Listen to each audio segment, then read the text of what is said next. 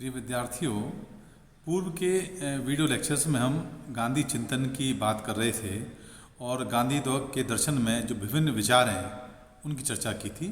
उसमें हमने गांधी के सत्य, अहिंसा, सत्याग्रह, राजनीतिक आध्यात्मिकरण, साधन और साध्य की पवित्रता इत्यादि विचारों पर गहनता से अध्ययन किया। अब आज इस वीडियो लेक्चर में हम गांधी जी के सामाजिक व्यवस्था पर क्या विचार थे उसके बारे में विस्तार से चर्चा करेंगे। आइए आज हम सामाजिक व्यवस्था पर गांधी चिंतन के क्रम में हम गांधी की सामाजिक व्यवस्था के बारे में क्या सोचते थे और विशेषतः इस वीडियो लेक्चर में हम वर्ण व्यवस्था पर गांधी जी के क्या विचार थे, क्या धारणा थी, वो जानने का प्रयास करेंगे। तो सबसे पहले हम गांधी जी के सामाजिक व्यवस्था के जो नैतिक आधार हैं उसको हम जानते हैं। गांधी जी ने आदर्श सामाजिक व्यवस्था को अहिंसक समाज अर्थात सत्य और अहिंसा पर आधारित सामाजिक व्यवस्था का नाम दिया था।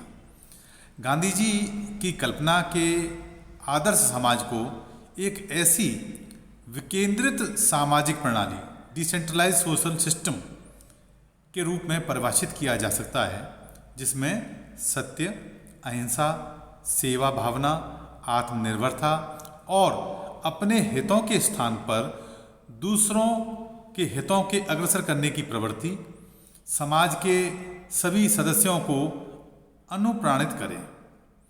गांधी जी का विश्वास है कि ऐसी सामाजिक प्रणाली में अन्याय या शोषण के लिए कोई भी स्थान नहीं हो सकता। इस समाज की संरचना में विकेंद्रीकरण के सिद्धांत पर आधारित होगी, ये खास बात है। तो गांधी जी जो जिस सामाजिक व्यवस्था की चर्चा करते हैं उसमें उस सामाजिक व्यवस्था को वो विकेंद्रीकृत व्यवस्था पर आधारित करते हैं, क्योंकि उनका मानना है कि केंद्रीकरण हमेशा शोषण को और अन्याय को जन्म देता है। अतः समाज में भौतिक और आर्थिक असमानताएं उत्पन्न नहीं हो सकेंगी यदि विकेंद्रित व्यवस्था होगी तो। दूसरों के हितों के प्रति अपने स्वार्थ और बलिदान कर देने की जो लोगों की जो तत्परता न्याय के आदर्श को समाज में प्रतिस्थापित करेगी या प्रतिष्ठित करेगी। गांधी जी ने आदर्श सामाजिक व्यवस्था को प्राचीन भारतीय ग्रंथों में प्रतिपादित वर्ण और आश्रम व्यवस्था, वर्ण व्यवस्था या आश्रम व्यवस्था के आधार पर संगठित किए जाने पर बल दिया है। गांधी जी की दृढ़ मान्यता थी कि वर्ण व्यवस्था ही एक ऐसा सुदृढ़ सामाजिक व्यवस्था का व्यवहारिक आधार हो सकती है। तो इस आधार पर हम ये समझ पाए कि गांधी जी जिस सामाजिक व्यवस्था की कल्पना कर रहे थे, जैसा उनका विचार था, उसमें वो चाहते थे कि ये व्यवस्था एक डिसेंट्रलाइज्ड सिस्टम, विकेंद्रित व्यवस्था पर होनी चाहिए और केंद्रीकृत नहीं होनी चाहिए, तथा उस समय की जो प्राचीन ग्रंथों में वर्णाश्रम व्यवस्था की जो बात कही गई थी उसमें उनकी आस्था प्रबल रूप से स्पष्ट हो रही है। अब हम वर्ण व्यवस्था पर गांधी जी के क्या विचार थे उसको हम जानने का प्रयास करते हैं। वर्ण व्यवस्था का स्वरूप क्या था गांधी जी के दृष्टिकोण से, आइए पहले उसे जानते हैं। गांधी जी के मत में वर्ण व्यवस्था मूल रूप में समाज के सदस्यों की क्षमताओं के अनुसार उनके कर्तव्यों के विभाजन की वैज्ञानिक प्रणाली थी। किस व्यक्ति की क्या क्षमता है, किस कार्य को वो अधिक योग्यता के द्वारा या अधिक उन्नतता के आधार पर, अधिक गुणवत्ता के आधार पर कर सकता है, उस आधार पर वो व्यवस्था स्थापित थी। इसका उद्देश्य वर्णों के सदस्यों के मध्य हीनता या श्रेष्ठता के भेद उत्पन्न करना नहीं था। अर्थात सबका काम, कोई काम छोटा नहीं होता है, कोई काम बड़ा नहीं होता है, इससे किसी प्रकार की हीनता और श्रेष्ठता का भाव उत्पन्न करना नहीं था। उनका मत है कि कर्तव्यों का व्यक्ति की प्रकृति के अनुसार 4 भागों में वर्गीकरण प्राचीन भारतीय ग्रंथों में प्रतिपादित सिद्धांत मात्र नहीं है, अपितु यह एक विश्वव्यापी प्रवृत्ति है। गांधी ने स्पष्ट किया कि ज्ञान का सृजन व विस्तार, सुरक्षा के लिए शक्ति का प्रयोग, धन और संपदा का संग्रह और वितरण तथा मानव जीवन के निर्वाह के लिए आवश्यक सेवाएं जुटाना मानवीय गतिविधियों का एक सहज वर्गीकरण है। गांधी जी के अनुसार वर्ण व्यवस्था इन्हीं सहज प्रवृत्तियों के अनुसार ज्ञान के आदान प्रदान, लोगों की रक्षा करने, कृषि और व्यवसाय को संचालित करने तथा शारीरिक श्रम के माध्यम से लोगों की सेवा करने वाले समाज के पृथक पृथक 4 वर्गों की परिकल्पना पर आधारित है। वर्ण व्यवस्था के संबंध में गांधी जी का दृष्टिकोण रूढ़िग्रस्त और परंपरावादी नहीं है। उन्होंने वर्णों के अनुसार मनुष्यों के कर्तव्य विभाजन की इस योजना में 2 अनिवार्य बातों को ध्यान में रखा जाना आवश्यक माना है। और वो 2 बातें क्या हैं? पहली, वर्णों का संबंध किसी व्यक्ति द्वारा कोई विशेष गतिविधि संपन्न करने में उसकी स्वाभाविक दक्षता से है।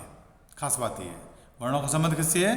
किसी व्यक्ति द्वारा कोई विशेष गतिविधि संपन्न करने की उसकी स्वाभाविक दक्षता से है। मतलब किस कार्य को करने में वो अधिक आनंद महसूस करता है, अधिक गुणवत्ता पूर्वक उस कार्य को कर सकता है, इससे वर्णों का संबंध होता है। किसी विशेष वर्ण की सदस्यता को व्यक्ति की सामाजिक श्रेष्ठता या निम्नता का आधार नहीं बनाया जा सकता। दूसरा जो आधार था, क्षमताओं के अनुरूप विशिष्ट वर्ण की सदस्यता किसी व्यक्ति को दूसरे वर्ण से बिल्कुल पृथक नहीं कर देती। कर्तव्यों का वर्गीकरण वर्णों के पृथक्करण का आधार नहीं है, अपितु समस्त वर्णों के सदस्यों और उनकी गतिविधियों के मध्य पारस्परिकता और सहयोग वृत्ति को सुनिश्चित करता है।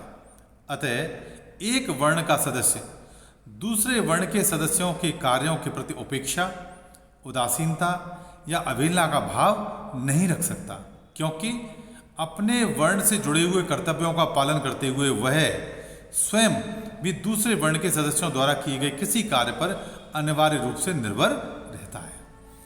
उपयुक्त स्पष्टीकरणों के प्रकाश में वर्ण व्यवस्था के संबंध में गांधी जी का दृष्टिकोण प्राचीन यूनानी विचारक प्लेटो की न्याय की धारणा से समानता रखता है।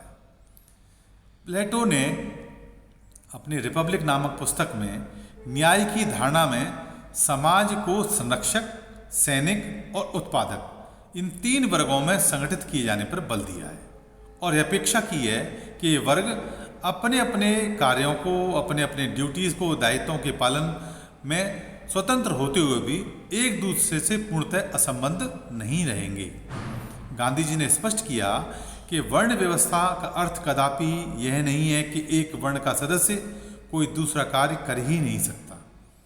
उनके केवल शब्दों में कह सकते हैं कि ब्राह्मण केवल शिक्षक नहीं होता, वह मुख्यतः एक शिक्षक होता है। किंतु यदि कोई ब्राह्मण शारीरिक श्रम करने से मना करे तो उसे मूढ़ ही माना जाएगा। इसी प्रकार यदि कोई राजपूत ज्ञान से शून्य हो तो उसके शौर्य की कोई सार्थकता नहीं है, चाहे वह तलवार में कितना भी धनी क्यों ना हो। तथा कोई वैश्य जिसमें स्वयं अपने नैतिक विकास की चेतना से युक्त ज्ञान का भाव ना हो, एक समाजघाती राक्षस के समान बन जाएगा। तो गांधी जी ने स्पष्ट किया है कि वर्ण व्यवस्था का नैतिक पक्ष इस भावना से समाविष्ट है कि व्यक्ति कोई विशिष्ट कार्य संपन्न कर सकने की अपनी स्वाभाविक क्षमताओं का उपयोग अपने व्यक्तिगत भौतिक स्वार्थों की पूर्ति के लिए नहीं, अपितु सामाजिक हित और स्वयं की आध्यात्मिक उन्नति के उद्देश्य से प्रेरित होकर करेगा।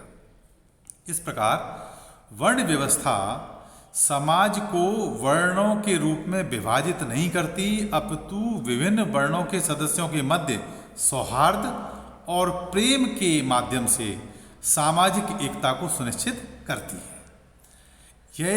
यह वैज्ञानिक आधार पर समाज को संगठित करने के व्यवहारिक आधार को प्रस्तुत करती है और एक ऐसा वातावरण बनाती है जिसमें व्यक्ति सर्वोत्तम रीति से क्षमताओं का सामाजिक हित में उपयोग करते हुए अपने चरम आध्यात्मिक लक्ष्य की प्राप्ति कर सके। गांधी जी ने स्पष्ट किया कि आधुनिक समय में वर्ण व्यवस्था को पुनर्जीवित करना तभी सार्थक हो सकता है जब सभी वर्णों से जुड़े हुए कार्यों की समानता के आधारभूत नियम को स्वीकार किया जाए।